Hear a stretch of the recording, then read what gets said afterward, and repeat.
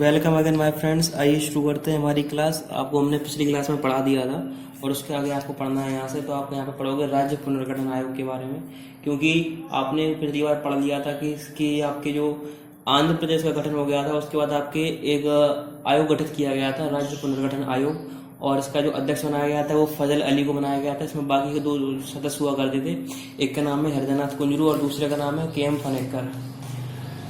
तो हाँ, तो दूसरे का नाम आपका के.एम. पनेकर है माय फ्रेंड्स। और यहाँ पे मैं आपको थोड़ा सा यहाँ पे ऐसे करा दूँ बोर्ड पे। तो हुआ क्या था कि इन्होंने भाषा के आधार पर राज्य को स्वीकार कर लिया था।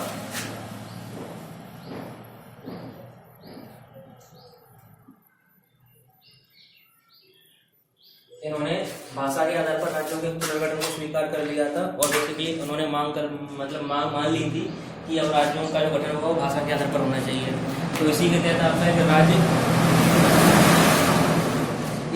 आपका एक राज्य पुनर्गठन अधिनियम 1956 में लाया गया था, जिसके तहत आपके भारत में 14 राज्यों का गठन किया गया और 6 केंद्र शासित प्रदेश यानी कि यूनियन टेरिटरी यूटी का निर्माण किया गया, जिसमें आप पढ़ोगे कि स्टेट्स के नाम क्या क्या हैं। आपका आसाम, बम्बई, मध्य प्रांत जो आपका मध्य प्रदेश का रीजन पड़ता है वो मध्य प्रांत, आपका संयुक्त प्रांत जो यूपी साइड का एरिया पड़ता है वो आपका संयुक्त प्रांत कहलाता था।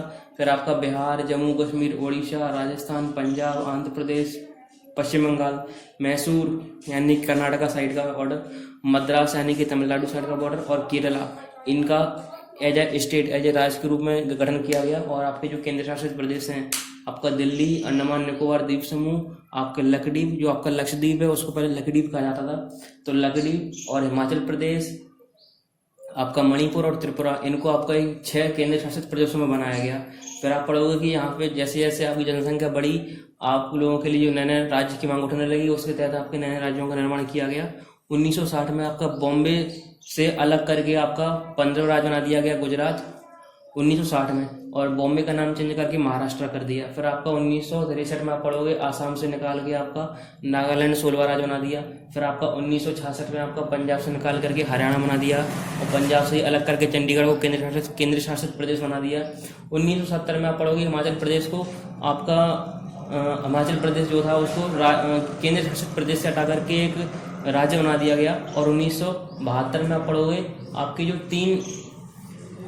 1972 में जो आपका 3 स्टेट्स हुआ कर देते, मणिपुर, त्रिपुरा और मेघालय, इनका गठन किया गया। बेसिकली जो केंद्र शासित प्रदेश थे 2 उनको राज्य बना दिया गया था।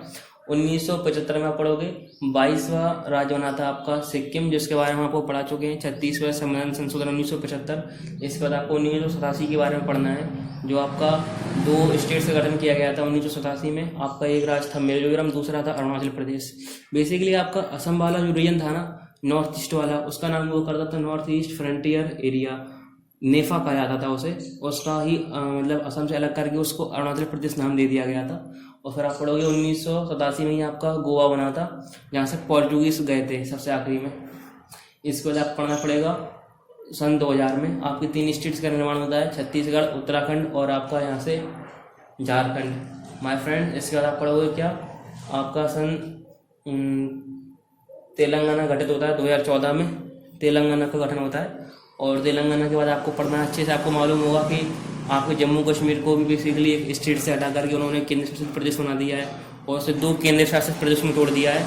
और इस तरीके से जो प्रोसेस चलती रहती है उसके तहत आपके वर्तमान में भारत में 28 राज्य और 8 केंद्र शासित प्रदेश है टोटल।